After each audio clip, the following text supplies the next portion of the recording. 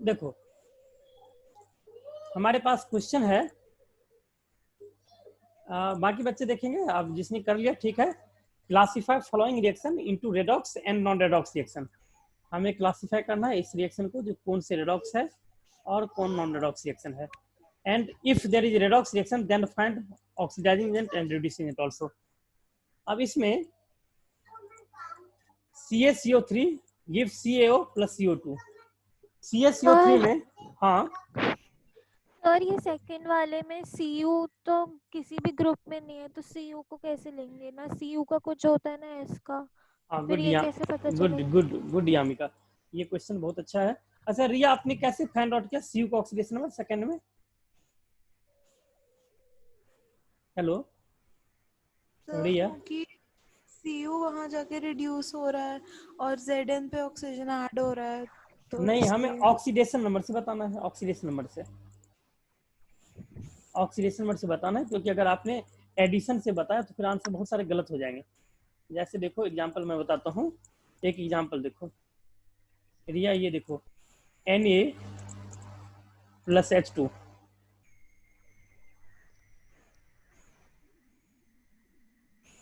ये मान लो बन रहा है 2NaH, Na+H2 2NaH। अब रिया बताओ तो इसमें कौन ऑक्सीडाइज हो रहा है, कौन रिड्यूस हो रहा है?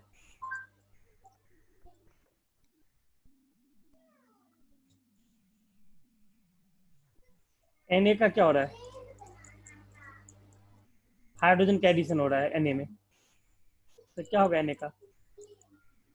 हाइड्रोजन एडिशन को हम क्या बोलते हैं? रिड्यूस। रिड्यूस हो रहा है, लेकिन ये रिड्यूस नहीं हो रहा है, गलत है, ये ऑक्सीडाइजेशन हो रहा है। इसीलिए मैंने कहा था हाइड्रोजन के एडिशन और ऑक्सीजन के एडिशन वाला थ्योरी अब छोड़ दो, जो आपने 10th तक में पढ़ा था। इसीलिए मैंने बताया था ये थ्योरी को बिल्कुल छोड़ दो आप। अब देखो इसमें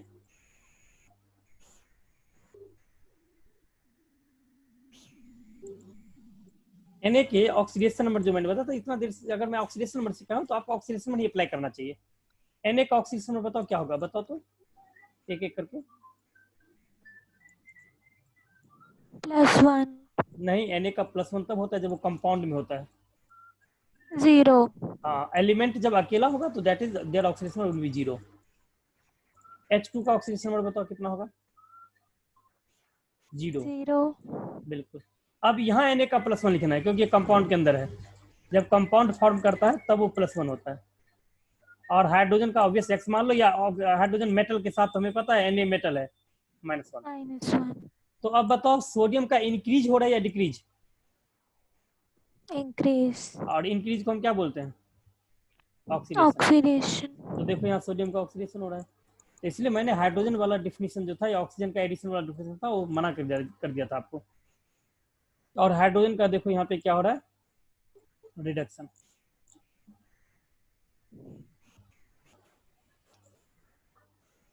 क्योंकि हाइड्रोजन में हो रहा है 0 से -1 यानी डिक्रीज। समझ में आया? आया समझ में मैंने जो बताया सो? Yes sir. तो जिसका ऑक्सीडेशन होता है वो क्या कहलाता है? Reducing agent. सोडियम का ऑक्सीडेशन हो रहा है तो that means sodium is reducing agent. और हाइड्रोजन का रिडक्शन हो रहा है तो hydrogen is called oxidizing agent. अब ये चीज हमें यहाँ फॉलो करना है। पहले तो CaCO3 का चेक करते हैं। CaCO3 में तो पता चल गया होगा, CaCO3 में Ca ग्रुप 2 का है, तो इसका होता है 2, यस सर। ऑक्सीजन -2, और कार्बन का एक्स मान के फाइंड आउट करोगे तो आ जाएगा 4। और गुड। यहाँ कैल्शियम ग्रुप 2 है तो 2, ऑक्सीजन का -2। यहाँ ऑक्सीजन को -2, कार्बन को एक्स मानेंगे तो कार्बन का आ जाएगा 4। यहाँ किसी का चेंज नहीं हो रहा, ना कैल्शियम का चेंज हो रहा है, ना कार्बन का चेंज हो रहा है, ना ऑक्सीजन का चेंज हो रहा है। There is no change in oxidation number of any atom, that means this reaction is non redox. क्योंकि रेडॉक्स में चेंज होना बहुत जरूरी है, क्योंकि जब चेंज होगा तभी तो ऑक्सीडाइज और रिड्यूस होगा। इसको बोलेंगे non redox reaction. Second, second में जेड ये सिंगल एलिमेंट है, जब अकेला एलिमेंट होता है तो उसका क्या होता है ऑक्सीडेशन नंबर? 0। 0। गुड। अब इसमें कॉपर का कैसे फाइंड करें, क्योंकि हमें तो सल्फर का भी नहीं पता, हमें तो सिर्फ O का पता है -2। मैंने तुम लोग Yes, को sir. पिछले क्लास में बताया था, जो सल्फेट का एडिट याद रखो। सल्फेट के ऊपर कितना चार्ज होता है, किसी को याद है? 2 सल्फेट minus. 2 minus, good. तो जब कॉपर सल्फेट का फाइंड आउट करो ना, इस सल्फेट को पूरे को -2 मान लो और इसको x मान लो, तो x -2 इक्वल टू 0। तो कॉपर का कितना आ जाएगा? 2. इस तरह से निकालना है। यामिका समझ में आया? Yes, sir. रिया आपको समझ में आया? Yes, sir. मुस्कान, हेलो। अब देखो सल्फेट, सल्फेट में है SO। अब इसमें सल्फेट में, अब सल्फेट को अलग से मान लो, SO4 2 माइनस, ये तुम्हें पता है इसका 2 माइनस होता है। अब सल्फर को x मान लो और ऑक्सीजन को -2, और इक्वल टू में अब कितना लिखेंगे बच्चों?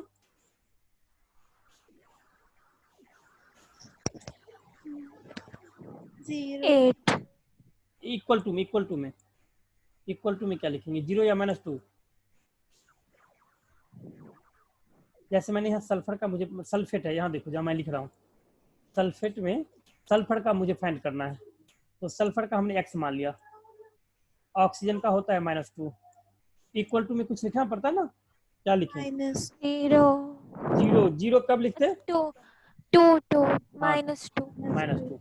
0 तब लिखते हैं जब इसके ऊपर कोई चार्ज नहीं होता। चार्ज नहीं होता. हाँ ठीक। तो अब x का देखो फाइंड आउट करो, 6 आ जाएगा। तो सल्फर का 6, ऑक्सीजन का -2। इसी तरह तुम यहाँ पे निकालना, पूरे सल्फेट को -2 मान लेना, तो जिंक का आ जाएगा +2। समझ में आया? सल्फेट को पूरे को क्या मान लेना, -2। अब फिर सल्फेट में अलग से सल्फर का फाइंड आउट करना, जैसे मैंने नीचे फाइंड किया है, तो सल्फर का 6 आ जाएगा, ऑक्सीजन का -2 आ जाएगा। कॉपर का हो जाएगा 0। अब हमारे पास जैसे देखो ऑक्सीजन, इसमें जो रिएक्शन है इसमें क्या आएगा, जिंक Zn से किस में जा रहा है, 2 में। इंक्रीज हो रहा है या डिक्रीज? हेलो, रिस्पॉन्ड करो। Increase. तो दैट मीन्स ऑक्सीडेशन, इंक्रीज को बोलते हैं ऑक्सीडेशन। और जो ऑक्सीडाइज होता है उसको हम क्या बोलते हैं बच्चों? Reducing agent. यस, तो जिंक इज रिड्यूसिंग एजेंट। अब उसी तरह से डिक्रीज भी किसी का हो रहा होगा, सल्फर का तो डिक्रीज नहीं हो रहा है, ऑक्सीजन का भी नहीं डिक्रीज हो रहा है, कॉपर का डिक्रीज हो रहा है। कॉपर 2 से 0 में जा रहा है, तो दैट मीन्स कॉपर में क्या हो रहा है, डिक्रीज यानी रिडक्शन। इसका मतलब कॉपर सल्फेट क्या कहलाएगा, oxidizing agent. Any doubt? No, sir. No, sir. Good. Similarly nitrogen का अकेला सिंगल एलिमेंट 0, हाइड्रोजन 0। यहाँ हाइड्रोजन नॉन मेटल के साथ, मैंने नॉन मेटल के साथ हाइड्रोजन का लर्न करवाया कितना, +1. +1।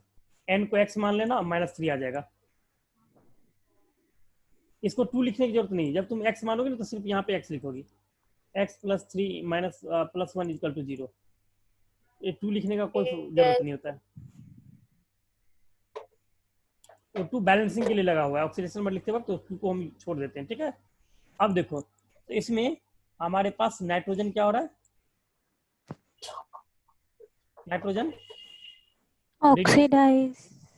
0 से -3, 0 से -3 जा रहा है, डिक्रीज हो रहा है, Reduce. रिड्यूस हो रहा है। और हाइड्रोजन क्या हो रहा है, Oxidize. ऑक्सीडाइज हो रहा है, हाइड्रोजन ऑक्सीडाइज। तो दैट मीन्स N2 रिड्यूस हो रहा है, तो N2 is called oxidizing agent, Oxidizing agent. और hydrogen is Reducing agent. That. This is the example of redox reaction, ठीक है। ये भी रेडॉक्स, ये भी रेडॉक्स। नेक्स्ट,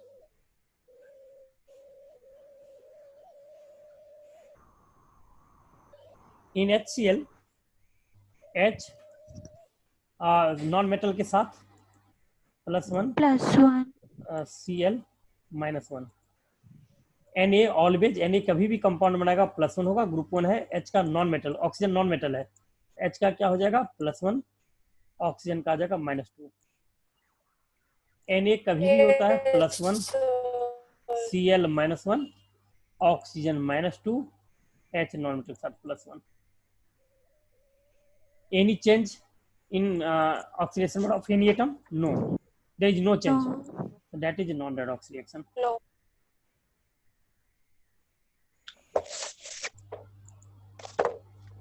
ठीक है बच्चों, बाकी एग्जाम्पल हम ऑलरेडी बता रखे थे. तो एक चीज हमें नोट कर रखना है, जनरली आपको ये याद रखना है,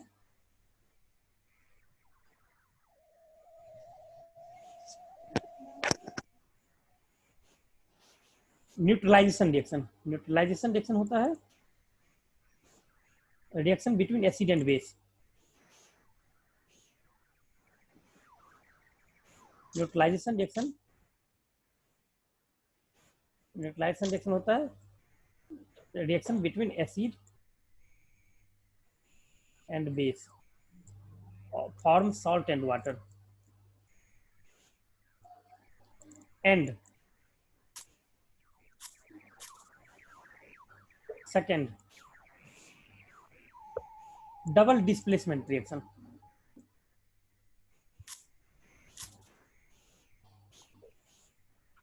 double displacement reaction. Double displacement reaction कौन होता है? इसमें एक सॉल्ट दूसरे सॉल्ट के आयन को क्या करते हैं? रिप्लेस करते हैं. एक जैसे देखो ऊपर एग्जांपल बताता हूँ. जैसे ये हमारे पास एग्जांपल है Na2SO4 BaCl2. Na किसके साथ चला गया? Cl के साथ एक्सचेंज कर गया. ठीक है. और सल्फेट किसके साथ चला गया? बेरियम के साथ. यानी आयन का जो एक्सचेंज होता है that is called double displacement reaction. ठीक है. तो ये जो हमारे पास, हाँ, तो दो रिएक्शन, एक न्यूट्रलाइजेशन रिएक्शन और एक double displacement reaction are non redox reaction. ऐसे रिएक्शन में अब तुम्हें फाइंड आउट करने की जरूरत नहीं है. ऐसे रिएक्शन अगर दिख जाए तो बिना ऑक्सीडेशन में निकाले हुए तुम बोल सकते हो ये नॉन रेडॉक्स होगा, क्योंकि इसमें ऑक्सीडेशन चेंज होते ही नहीं है. ठीक है. Are example of non redox reaction. Good, समझ में आया? Good good. ये हमारे पास एक एग्जांपल हो गए. अब देखो बच्चों, एक एग्जांपल मैं तुम्हें और एक बता रहा हूँ. टॉप ये पॉइंट, डिसप्रोपोर्शनेशन रिएक्शन. लिखो अभी से, disproportionation reaction.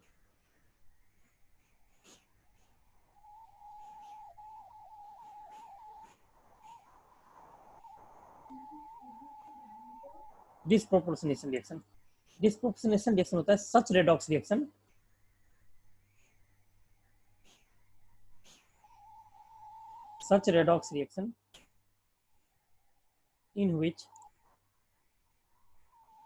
such redox reaction in which same atom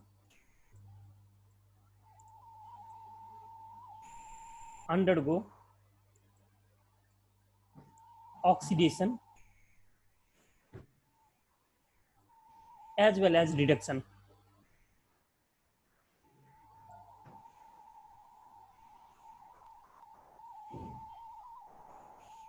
Simultaneously.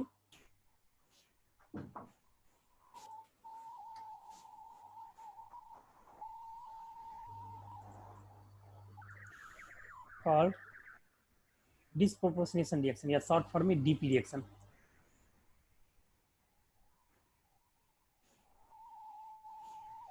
As for example मैं बताता हूं.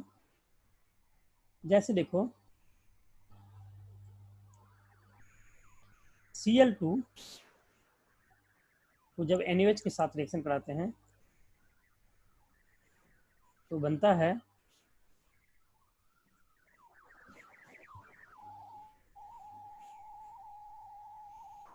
NaCl plus NaClO.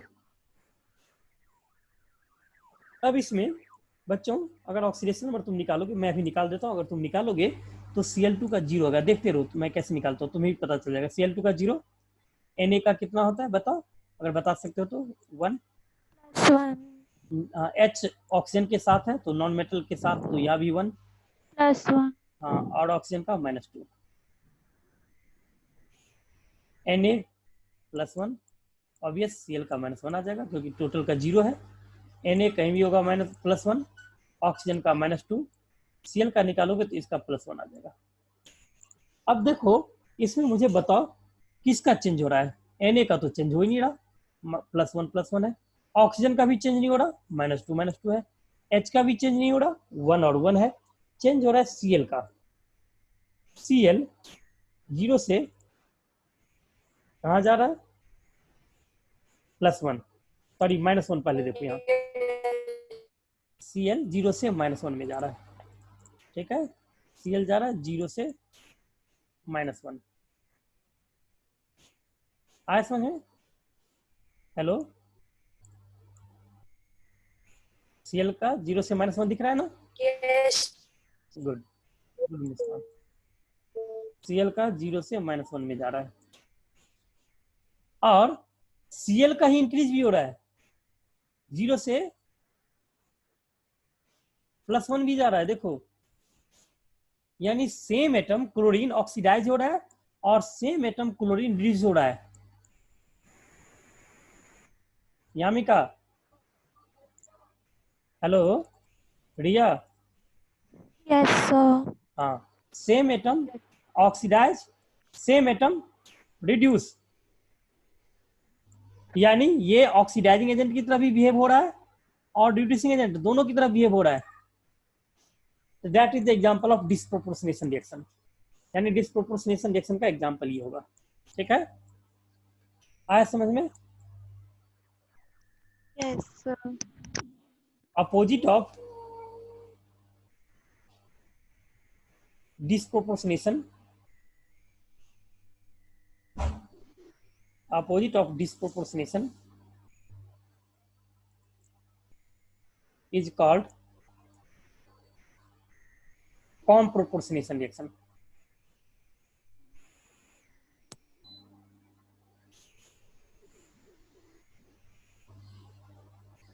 कॉम्प्रोपोर्शनेशन में क्या होगा, इसी रिएक्शन को अगर रिवर्स कर दो, रिवर्स करने का मतलब जो -1 भी 0 में जा रहा है, +1 भी 0 में जा रहा है, यानी दो डिफरेंट अगर एक ही में आ रहा है तो उसको कॉम्प्रोपोर्शन बोलते हैं, यानी डिस्प्रोपोर्शनेशन का रिवर्स। अब जैसे देखो मैं तुम्हें एक क्वेश्चन दे रहा हूं, फाइंड डीपी रिएक्शन यानी डिस्प्रोपोर्शनेशन रिएक्शन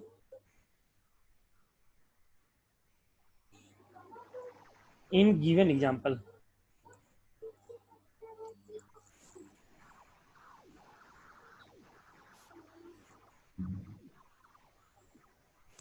रिएक्शन एक से ज्यादा भी हो सकता है। चलो अब इसमें क्वेश्चन में फर्स्ट P4 इन बेसिक मीडियम, या मैं पूरा रिएक्शन ही लिख देता हूँ, P4 प्लस NaOH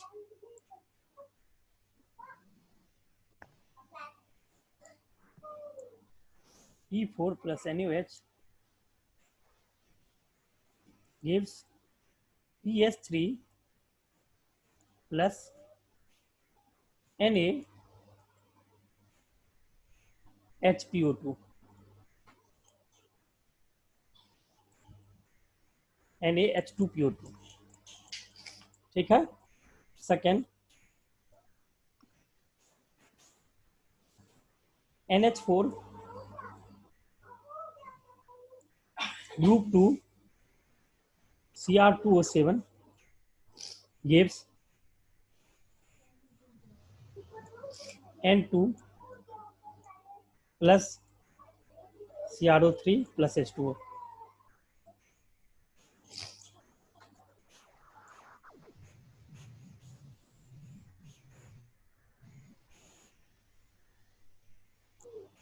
ठीक है,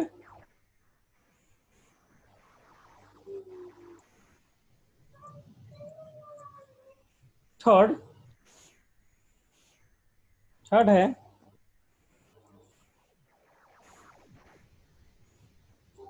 Cl2 plus NaOH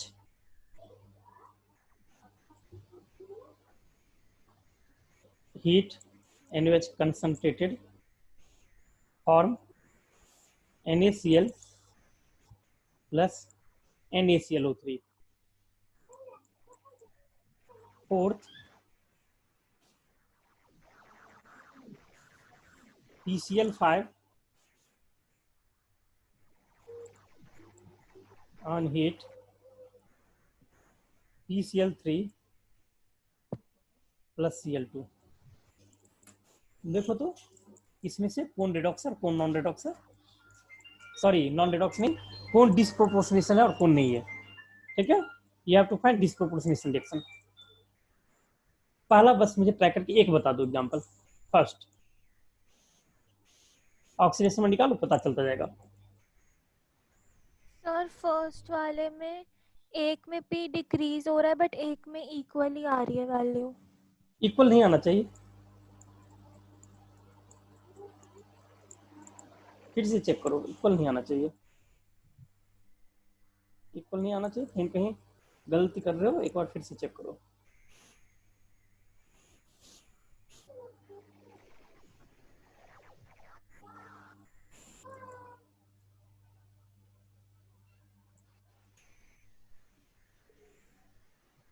sir NaH2 है।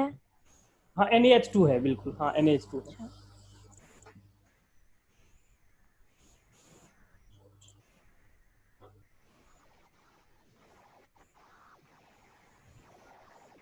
पी का 0 आ गया लेफ्ट साइड, यस सर। और इसमें पी का कितना आया PS3 के अंदर, -3। गुड। और यहाँ पर पी का कितना आया, सर -1 आ रहा है। नहीं फिर से चेक करो। Na का, N का कितना माना था बताओ मुझे, मैं बता देता हूँ। Na का 1 H का 1 नहीं, हाँ 1। 2 into 1, फास्फोरस का यस X सर। और ऑक्सीजन का 2 into -2 इक्वल टू 0। अच्छा वो भी 2 है, ओके। ठीक है, तो फास्फोरस का आ जाएगा +1,